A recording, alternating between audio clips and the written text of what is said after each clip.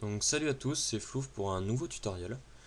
Alors aujourd'hui je vais vous montrer comment exploiter et enfin avant tout détecter et exploiter des failles SQL.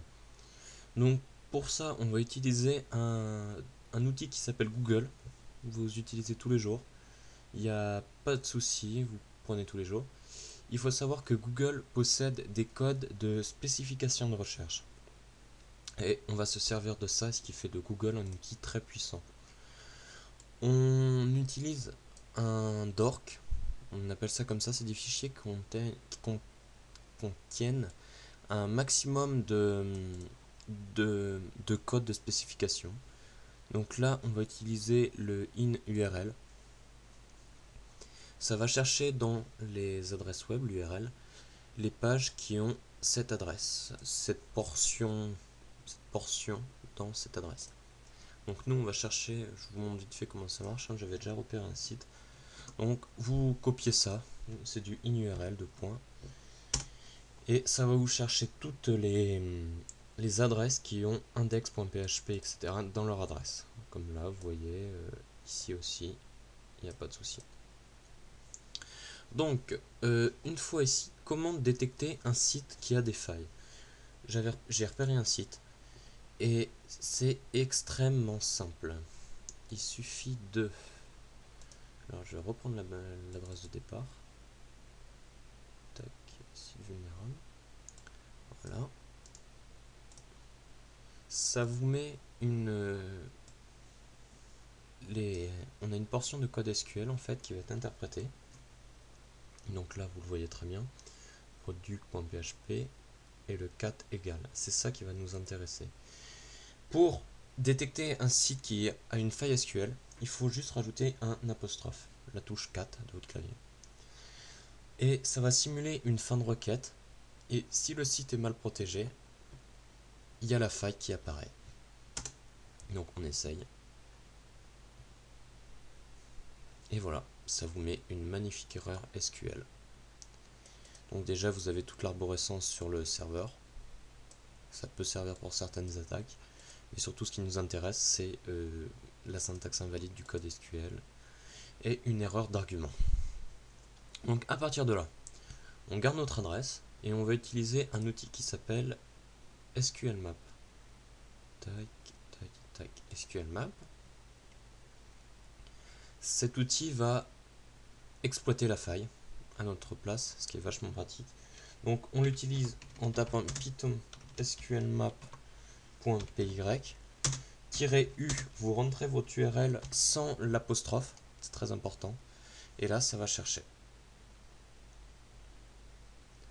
Donc ça peut prendre un peu de temps, ça va faire un premier scan, et ça va vous chercher les bases de données. Donc ça peut prendre du temps. Voilà. Donc là ça fait une première, ça vous montre que le caractère est vulnérable. On a les technologies, Apache, MySQL 5, vous voyez, vous avez pas mal d'informations. Donc quand c'est comme ça, vous recommencez et vous faites DBS, enfin 2-DBS pour database sélection. Ça va rechercher les différentes bases de données du site web. Donc en général, il peut y en avoir plusieurs, mais c'est assez rare. Il y en a en moyenne une ou deux. À savoir qu'il y en a toujours une qui revient, c'est information schéma. Celle-là est pas vraiment utile. Voilà, ça prend un peu de temps. Voilà, on a deux bases de données, Sango et information schéma. Donc quand c'est comme ça, c'est très simple. On fait un tiret des majuscules, très importante les majuscules, et vous rentrez le nom de votre base de données que vous voulez pénétrer, donc Sango, et vous faites deux tirets tables pour rechercher les tables. Ceux qui ont déjà fait du PHP, du MySQL, c'est les structures base de données, table, colonne, nom, ID, voilà. Donc voilà, ça va nous rechercher les tables contenues dans la base de données Sango. Donc, ça peut prendre du temps, ça dépend vraiment des sites. Il y en a comme ça où c'est relativement rapide, il y en a d'autres où ça peut prendre 1 heure, 2 heures.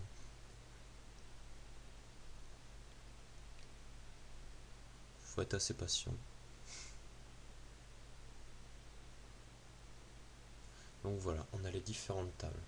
Il y a 8 tables en tout, une table admin, catégorie, level, enfin voilà, vous savez lire. Donc pour s'amuser, on va prendre une table user. Donc on rentre dans la table user. Donc vous faites un seul tiré T majuscule, toujours majuscule, et user. Vous rentrez la table que vous voulez et vous recherchez les colonnes. On va rechercher les colonnes contenues dans la table user qui elle-même est contenue dans la base de données Sango. C'est vraiment une évolution dans l'arborescence.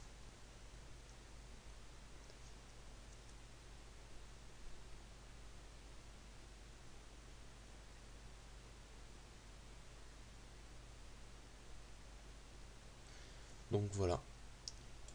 Donc c'est très renseigné pour nous, c'est pas mal.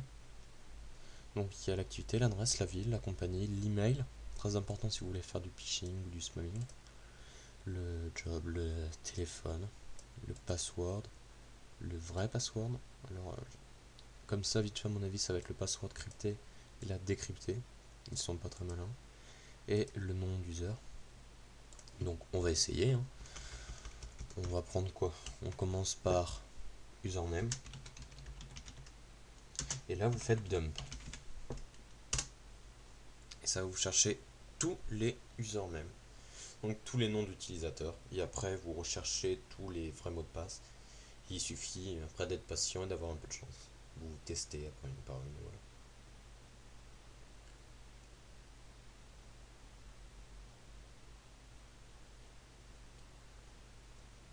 Hop. Donc là vous mettez yes. Ça va faire une filtration des résultats et ça va chercher un peu plus autour. Et voilà. Vous avez tous les utilisateurs du site web. Voilà, c'est aussi simple que ça. Donc, on peut chercher les mails si vous voulez. Vous voyez, vous le faites avec tous les emails ou il y a le mot de passe. On va faire email. Donc là, il suffit de faire email et toujours dump. Et vous allez obtenir les emails et tout. Il faut savoir aussi que la nouvelle version de SQLmap propose pour les mots de passe qui sont cryptés une attaque entre guillemets par dictionnaire qui va chercher avec le cryptage toutes les similitudes en fait. Donc il suffit d'avoir des bons dictionnaires sous la main. Hein. Là j'en ai pas mal dans ma clé USB. Donc tac. On va prendre un dictionnaire français. Hein. J'ai 4,2 MO, c'est déjà un bon dictionnaire. J'en ai des plus épais, non pas ceux-là. Là. Tac, voilà, 25 MO. Tous les mots. Après ça, les dictionnaires, vous pouvez faire les vôtres. J'essaierai de faire un tutoriel sur la construction de dictionnaires. Ça pourrait être bon. Donc là, toujours yes pour l'opérateur like. Et maintenant, il ne manque plus qu'à afficher. Et voilà, vous avez tous les emails. Donc de tous les membres. Donc après, il suffit d'être malin, vous regardez les noms d'utilisateurs, les emails. Et après avec les mots de passe éventuellement. Donc on peut chercher avec password aussi. Hein. C'était password et toujours dump. C'est vraiment pour vous montrer par le dictionnaire. Et après voilà, c'est un travail d'essai. Là déjà vous avez la grosse partie de faite quoi.